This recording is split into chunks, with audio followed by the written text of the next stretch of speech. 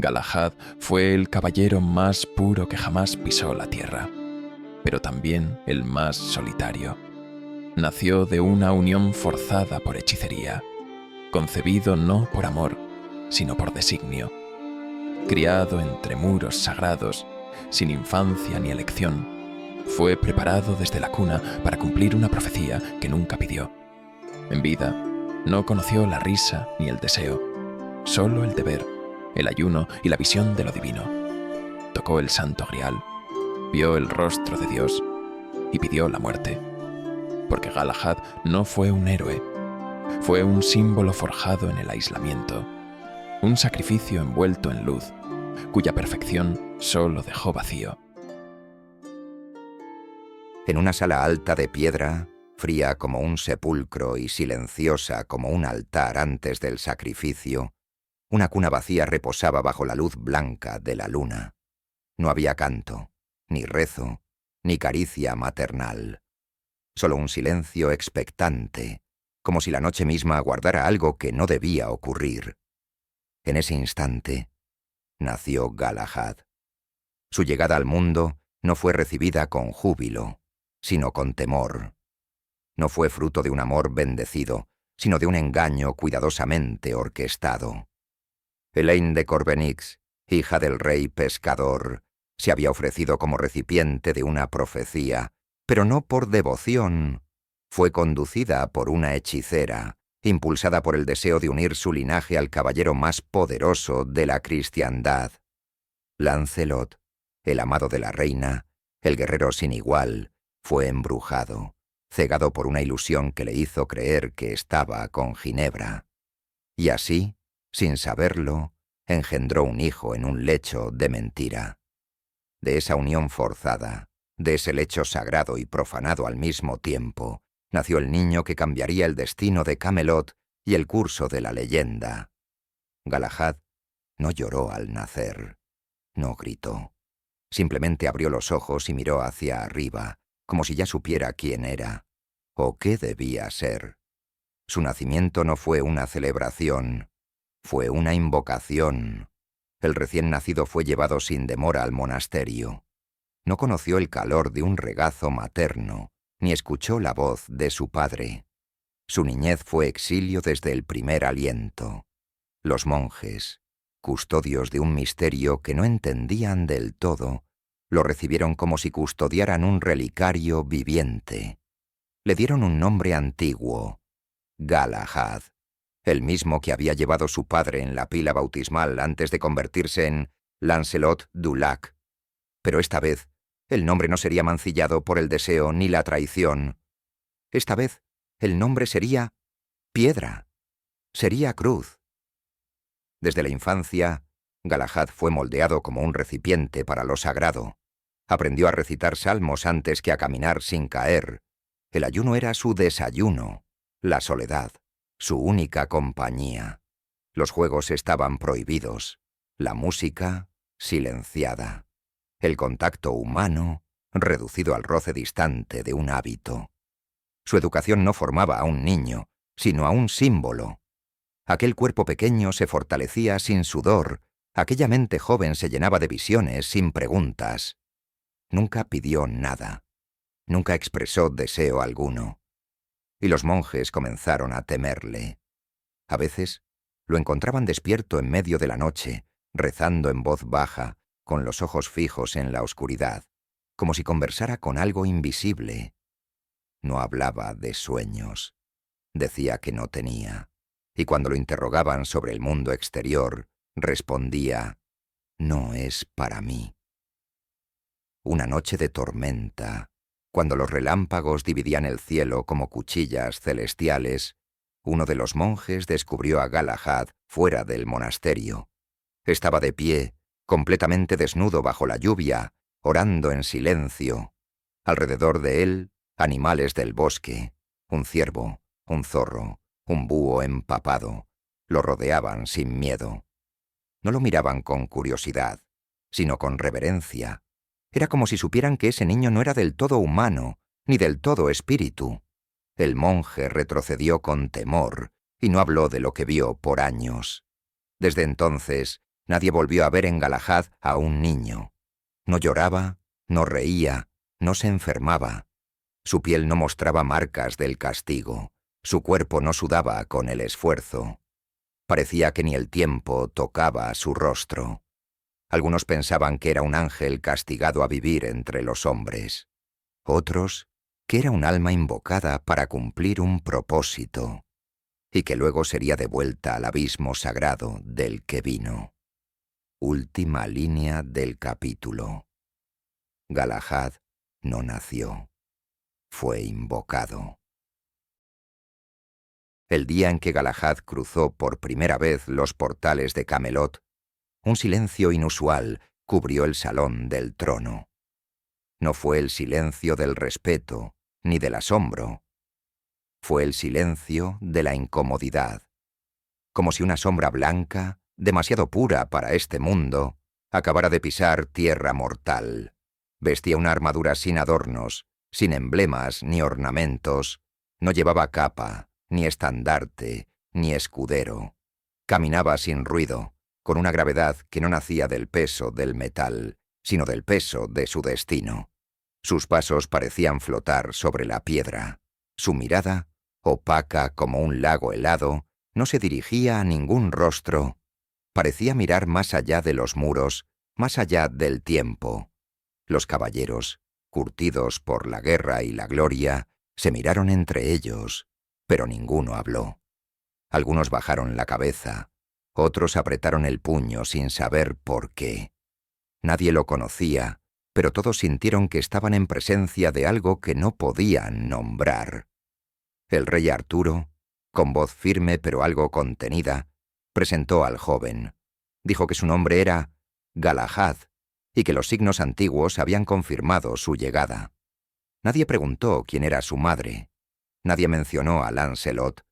Y sin embargo, muchos lo adivinaron. El aire se volvió denso. No por escándalo, sino por algo más primitivo. La sensación de que un orden invisible estaba reacomodando sus piezas.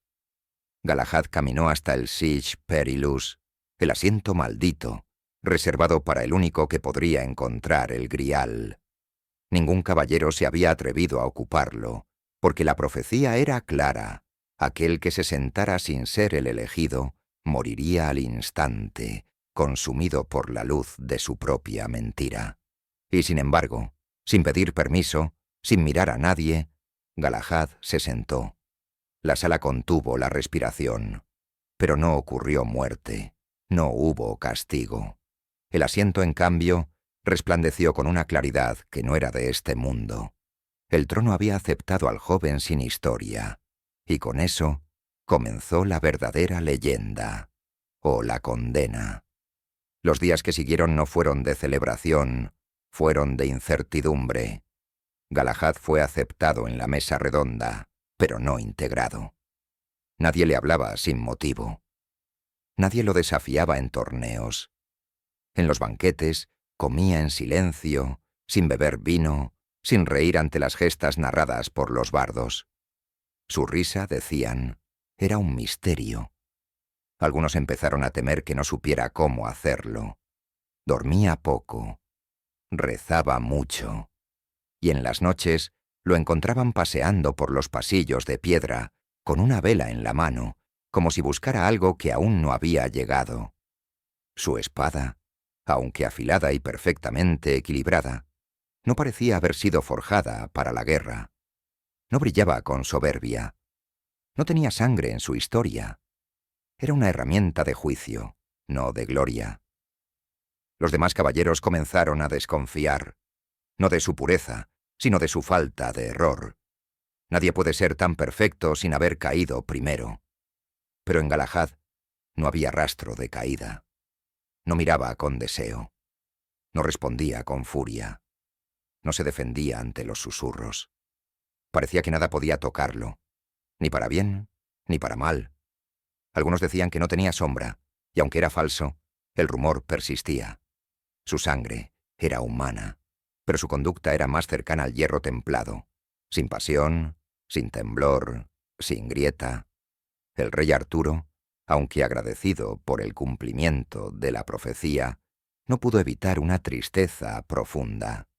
Sabía que Galahad era el elegido, pero también comprendía que ser elegido es otra forma de ser exiliado. Los hombres lo admiraban, pero no lo amaban, porque no se puede amar lo que no se entiende. Y Galahad, desde su llegada, fue más símbolo que hermano, más testamento que vida. El primer signo de que Galahad era más que carne vino poco después. Un día, junto a los muros del castillo, apareció una espada clavada en una piedra flotante, detenida en el centro del río. Nadie sabía cómo había llegado allí. Tenía una inscripción en un lenguaje olvidado, y toda la corte se reunió para presenciar su misterio. Los más valientes intentaron tomarla, pero el agua se tornaba turbia, los dedos se quemaban y la piedra no se movía. Hasta que Galahad, sin ceremonia, cruzó el puente, se arrodilló junto al agua, extendió la mano, y la espada se liberó como si lo hubiera estado esperando desde el origen del tiempo. No celebró, no habló, solo volvió a su lugar en silencio, como si acabara de cumplir una promesa olvidada. Después de aquel suceso, nadie volvió a acercarse a Galahad como antes, no porque hubiera hecho algo terrible, sino porque ya no parecía uno de ellos. Los niños lo evitaban, los perros no le ladraban, los caballeros bajaban la voz cuando él pasaba. La reina Ginebra lo observaba con un temor callado, como si viera en él el reflejo de otro pecado más antiguo. Lancelot, su padre, nunca se atrevió a hablarle. Había orgullo en sus ojos, sí, pero también culpa, y una herida que nunca cicatrizaría. Entre ambos no hubo palabras, solo una ausencia compartida. Esa fue la condena de Galahad. No ser odiado, no ser amado, no ser comprendido. El trono lo había aceptado. La espada lo había elegido. Pero los hombres no sabían qué hacer con alguien que no deseaba nada. Era una antorcha que no quemaba, una cruz que nadie podía cargar. Y así, sin estruendo, sin rito, sin gloria, comenzó su travesía hacia el Grial. No partió con compañeros, ni con corceles lujosos, ni con despedidas. Partió solo, como siempre había estado, como siempre estaría. Última línea del capítulo. El elegido no camina entre los hombres, flota sobre sus ruinas. Una noche, sin previo aviso, Galahad despertó de un sueño sin imágenes. En su pecho latía un silencio antiguo, como si alguien, o algo, lo hubiese llamado por su nombre desde las entrañas del mundo. No había voz, no había sonido, solo una certeza. Era hora. Se levantó antes del alba, tomó su espada, su escudo sin emblema, y cruzó los portones de Camelot sin despedirse. No dejó nota, no dijo adiós, porque quien ha sido invocado no parte por voluntad, parte por obediencia. Nadie lo vio montar su caballo blanco, ni cómo desapareció entre la niebla que se enroscaba como incienso profético entre los árboles del bosque. Su búsqueda del Grial no comenzó como una expedición heroica, sino como una procesión íntima, una marcha hacia adentro, donde cada paso era una renuncia, a la carne, al recuerdo, al deseo. Galahad no buscaba caminos, buscaba señales. A veces caminaba semanas enteras sin hablar, sin dormir, comiendo solo raíces, bebiendo de charcas oscuras, escuchando lo que los hombres no escuchan, las piedras que murmuran nombres olvidados, los cuervos que ríen con lengua humana, los ecos de los pecados de otros. No llevaba mapas, porque su camino no existía en la tierra. Cada jornada era una prueba no de fuerza, sino de fe. En una ocasión, cruzó una aldea destruida por la peste. Los cuerpos aún yacían en las casas. Nadie había sobrevivido. Y sin embargo, entró en la iglesia derruida, se arrodilló frente a un altar sin cruz y lloró. No por los muertos, sino por la distancia entre ellos y la salvación. Porque Galahad no era un salvador. Era un espejo que mostraba lo que ya se había perdido. Las pruebas que encontró en su viaje no fueron como las que enfrentaban otros caballeros. No combatió dragones, ni rescató doncellas. Sus enemigos eran sombras, dudas, visiones. En una fortaleza abandonada, encontró al caballero oscuro, un hombre de rostro oculto que lo esperaba en la penumbra. No se batieron en duelo. El caballero oscuro cayó de rodillas y le susurró que había vendido su alma por poder. Galahad no respondió con juicio ni acero. Rezó por él. Le impuso la espada sobre los hombros, no como castigo, sino como perdón. Y el otro desapareció. Porque su misión no era vencer, sino liberar. En otra ocasión, entró en una caverna donde las paredes exhalaban frío. Allí, vio inscripciones en lenguas que jamás aprendió, pero comprendió al instante. El aire olía a incienso y sangre, y en medio de la piedra, una cruz colgaba sin clavos. Esa noche, soñó con un niño crucificado, y al despertar, comprendió que era una advertencia. Incluso la pureza puede ser inmolada. Pero no todo fueron visiones sagradas. En las profundidades de un bosque maldito, Galahad vio el infierno, no con ojos de carne, sino con el alma. Lo vio en un pozo sin fondo que ardía con fuego que no iluminaba.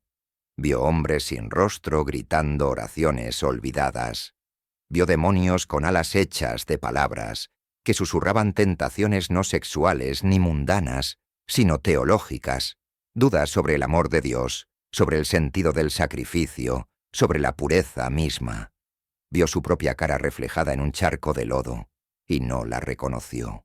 No fue un sueño, no fue una visión, fue una herida abierta.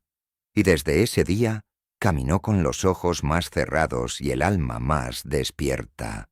Comprendió que el grial no era un objeto, era una prueba, y no todos los que lo buscan lo sobreviven. En otro tramo del camino, encontró una iglesia blanca, rodeada de campos en flor. Entró, y allí vio el rostro de Dios reflejado en el grial. No era un cáliz, era una luz, una forma sin forma, una música que no tenía sonido, pero hacía temblar el corazón. No se arrodilló, no habló. Solo sintió como algo en él se rompía y se elevaba. No fue éxtasis, fue pena. Porque entendió en ese momento que el mundo no estaba hecho para esa luz, que ningún reino, ninguna espada, ningún trono podía sostener aquello. Comprendió que su alma era una vela que se estaba consumiendo, y que pronto no quedaría más que cera y sombra. Años después, cuando los demás caballeros ya habían abandonado la búsqueda o muerto en el camino, Galahad seguía. No porque esperara encontrar algo, sino porque ya no podía detenerse. Era un reflejo que caminaba. Una llama que no se apagaba porque aún quedaba un último rincón de oscuridad que debía iluminar. Y en uno de esos días sin nombre, ocurrió lo imposible. Lloró. No por miedo, ni por dolor, ni siquiera por compasión. Lloró por todos los hombres que jamás comprenderían lo que él había visto. Por todos los corazones que aún latían, sin saber que estaban condenados a no tocar nunca lo divino. Fue una lágrima sola, casi transparente, como si su alma hubiera decidido liberarse de una gota de peso. En ese instante, dejó de ser humano por completo. No porque ascendiera, sino porque ya no quedaba nada que lo uniera al mundo. Su cuerpo aún caminaba, sus ojos aún veían, pero todo en él era tránsito, era puente, era el paso entre lo que fue y lo que jamás podrá ser. Y aunque la tierra aún lo sostuvo unos días más, todos los que lo vieron desde entonces supieron que ya no pertenecía a ella. Última línea del capítulo. No hay mayor condena que haber tocado el cielo con manos que no pueden sentir. El castillo no se alzaba sobre roca ni tierra firme. No estaba en un mapa, ni respondía a ninguna ley de arquitectura humana. Flotaba entre nieblas como un recuerdo sagrado. Galahad lo encontró no por orientación, sino por resignación. Había dejado atrás todo lo que poseía: nombre, historia, carne, y ahora el mundo respondía a su vacío. Lo vio aparecer entre árboles secos, con muros blancos que no reflejaban luz alguna, como si no estuvieran hechos para ser vistos. Era el castillo del rey pescador, el guardián herido del Grial que aguardaba, desde el principio de los tiempos, al único caballero digno de cruzar sus puertas sin morir. No hubo portones que se abrieran, no hubo voces que le dieran la bienvenida, solo el silencio, espeso como incienso, y una brisa inmóvil que olía a tumba antigua y a bendición no pronunciada. Fue entonces cuando Galahad supo que su viaje no terminaba allí, sino que apenas comenzaba a revelarse. Los que lo acompañaban, Percival y Bors, se detuvieron fuera del umbral. Ninguno se atrevió a dar un paso más, no porque alguien lo prohibiera, sino porque sus almas, aún humanas, aún divididas, temblaron ante la presencia invisible de algo mayor. Galahad cruzó la entrada como si flotara. Sus pies no hicieron ruido. Su sombra no lo seguía. No llevaba armas ni armadura, solo el blanco absoluto de su túnica, sin mancha, sin escudo, sin nombre bordado. Entró en la cámara del Grial y el mundo se replegó detrás de él, como si el tiempo mismo decidiera cerrarle el paso a todo lo que aún tuviera memoria o peso. En ese instante, Galahad ya no era un caballero. Era un símbolo caminando hacia su razón de ser. El Grial no era un cáliz tallado, ni una copa de oro como los artistas lo han imaginado. Era un fulgor suspendido en el aire, un centro sin forma rodeado de un canto que no tenía boca, una herida de luz por donde lo divino se filtraba en lo profano. Galahad se arrodilló sin necesidad de hacerlo. Su cuerpo cedió por sí solo, como si el alma lo empujara a besar la tierra. No oró, no pidió, solo contempló, y en esa contemplación la historia entera pareció revelarse ante sus ojos. Vio la creación del mundo, el primer soplo del espíritu sobre el barro. Vio el pecado, el diluvio, la cruz y la resurrección, pero no como relatos, como heridas que palpitaban aún abiertas, como si el tiempo no hubiera pasado. El Grial lo miraba sin ojos, lo juzgaba sin palabras, lo penetraba sin violencia. Galahad sintió que su carne se agrietaba, no por fuego, sino por verdad. Cada nervio de su cuerpo ardía como incienso consumiéndose.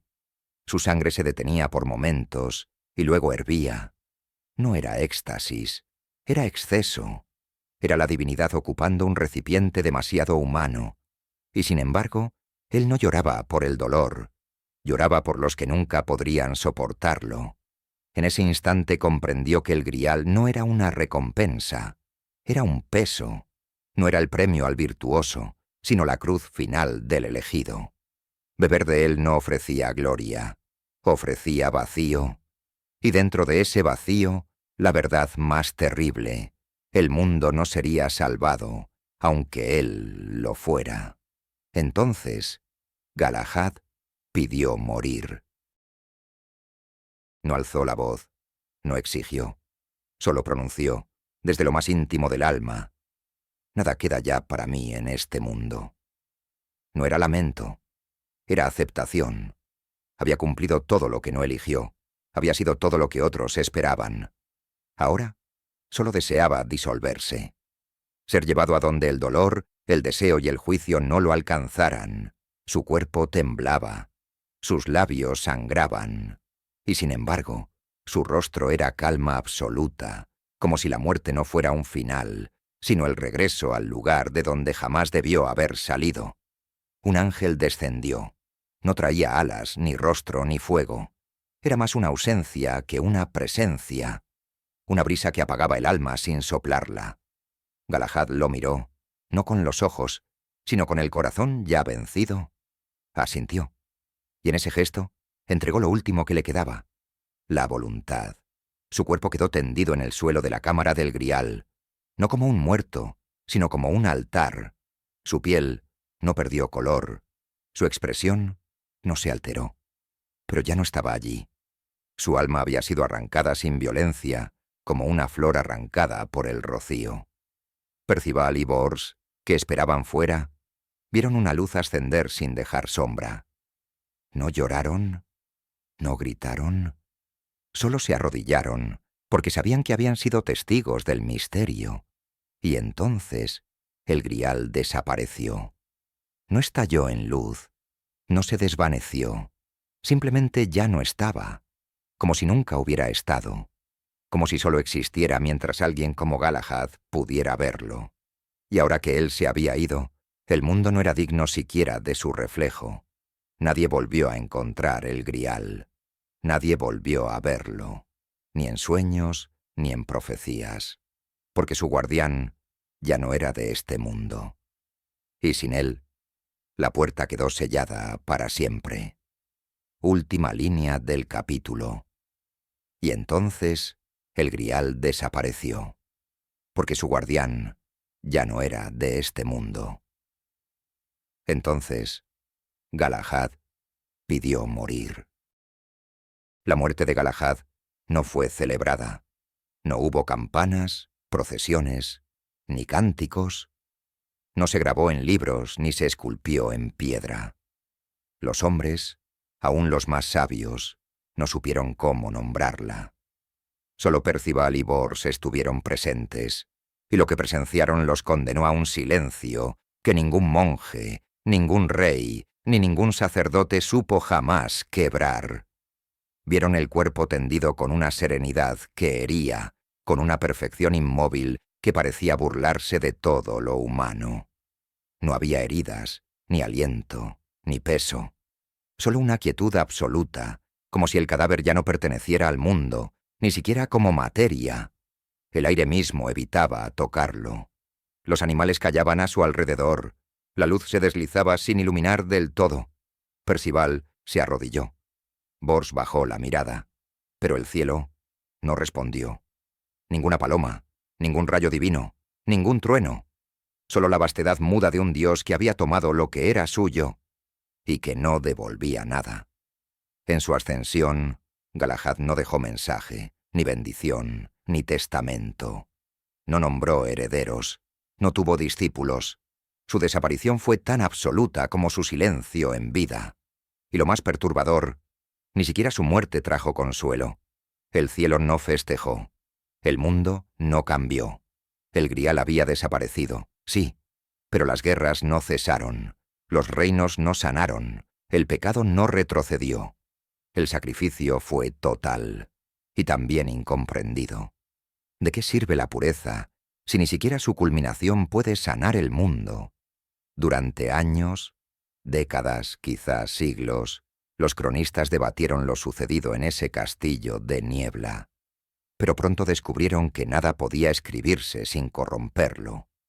Cada intento de relatar la visión se quebraba en contradicciones, y cada testigo que intentó recordarlo fue presa del insomnio, la fiebre o la locura. No quedaba registro, solo el eco, solo la ausencia. El Grial, junto con Galahad, se había borrado incluso de la memoria del mundo, como si su aparición hubiera sido un error corregido por lo divino. Percival se retiró al desierto, según algunas versiones, y murió sin pronunciar palabra.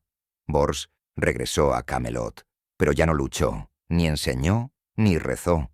Se convirtió en una figura hueca, una estatua en vida, atormentado por algo que jamás logró nombrar. Con el tiempo, las historias de Galahad se redujeron a símbolos, a susurros.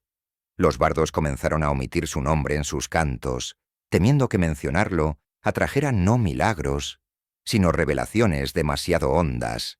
No hubo reliquias, no hubo huesos. Su tumba no existía. Ni siquiera su imagen podía reproducirse sin desfigurarse. Era como si la perfección no pudiera dejar huella entre los hombres. El legado de Galahad no fue una escuela de caballería, ni un camino a seguir. Fue una negación, una fractura en la historia, porque su pureza no era ejemplar, era insoportable. Y con el grial desaparecido, con la cámara sellada por el vacío, muchos comenzaron a dudar de que alguna vez hubiera estado allí. Algunos creyeron que Galahad nunca existió, que fue una invención para justificar el silencio.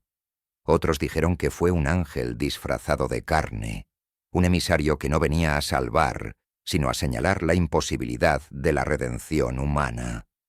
Y hubo quienes, en lo más profundo de los monasterios, murmuraron que Galahad fue, en verdad, un castigo disfrazado de prodigio, un recordatorio de lo que jamás podremos ser. Y sin embargo, el mundo cambió, no de forma gloriosa ni evidente, cambió en lo oculto, en lo no dicho. Los bosques por donde caminó Galahad se volvieron inexplicablemente estériles. Las fuentes donde bebió reflejaban los rostros con un segundo de retraso. En los monasterios donde se pronunciaba su nombre en secreto, el pan no se fermentaba y los relojes se detenían. No era un milagro, era una herida abierta, la marca de algo que pasó por el mundo sin quedarse, pero sin marcharse del todo. Galahad no dejó herencia, dejó un vacío, y ese vacío se convirtió en símbolo, no como un faro, sino como una grieta. Su historia no fue contada para inspirar, sino para recordar que lo perfecto no puede ser contenido, ni celebrado, ni seguido. El grial no volvió a aparecer. No porque no existiera, sino porque ya no encontraba ningún corazón que pudiera sostenerlo sin romperse. Galahad había sido el último, y su ascensión fue también un cierre. La llave echada a una puerta que jamás se abriría de nuevo. Última línea del capítulo. El cielo no lo celebró. El mundo no lo recordó, porque su perfección no iluminó, solo desbordó. ¿Quién fue, en verdad, Sir Galahad?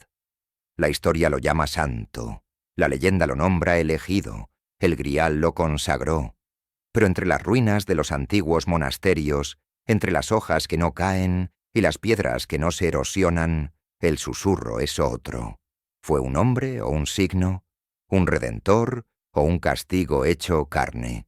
Su rastro no dejó sendero, su paso no dejó sombra, pero algo esencial, cambió en el mundo después de él. No hubo otra búsqueda, no hubo otro elegido. Como si su existencia hubiera agotado toda posibilidad de redención para los hombres. Su legado fue un silencio que pesa más que cualquier palabra. Nadie volvió a sentarse en la silla peligrosa. Nadie empuñó su espada. Ningún caballero osó pronunciar su nombre sin bajar los ojos. Y los templos que aún guardaban imágenes suyas comenzaron a desmoronarse lentamente, como si lo sagrado que habitó en él fuera incompatible con el mundo que lo recibió. Su vida no se convirtió en ejemplo, sino en advertencia. Su pureza fue demasiado pura, su misión demasiado perfecta, y su final demasiado absoluto. Galahad fue luz, pero no una que guíe, sino una que ciega. Los sabios que intentaron comprenderlo descubrieron con horror que no había lugar para él en la teología. No era mártir, porque no sufrió por una causa visible. No era santo, porque no vivió como los hombres. No era ángel, porque nació de la carne y del engaño. Galahad fue una fisura, un espacio entre lo humano y lo divino, una grieta por la que se coló un rayo de algo que no debió haber sido visto. A medida que los siglos pasaron, su historia fue limpiada, dulcificada, adaptada para oídos temerosos. Se eliminó el horror de su concepción. Se ignoró el dolor de su visión. Se adornó su ascenso como un triunfo, y no como la huida que fue. Pero aquellos que aún guardaban los manuscritos originales, aquellos que leyeron entre líneas las profecías del Grial, sabían la verdad.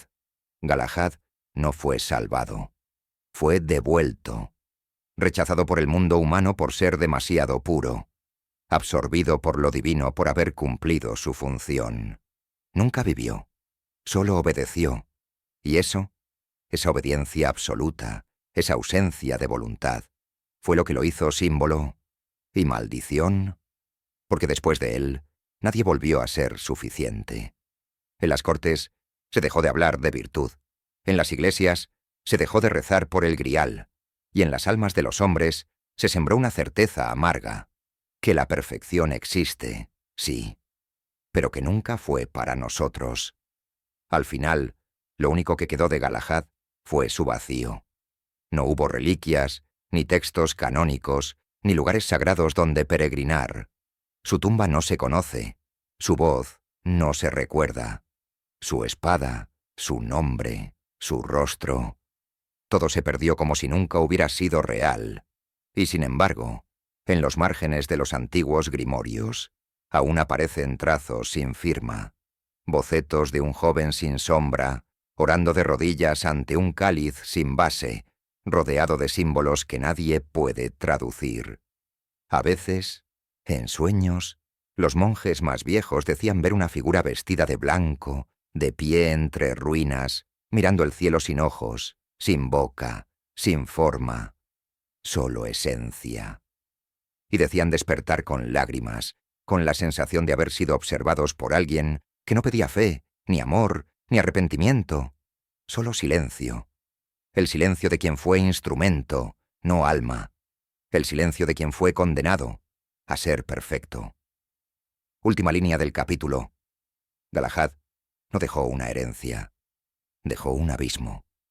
Y desde su fondo, aún hoy, la perfección nos observa, sin rostro, sin juicio, sin perdón.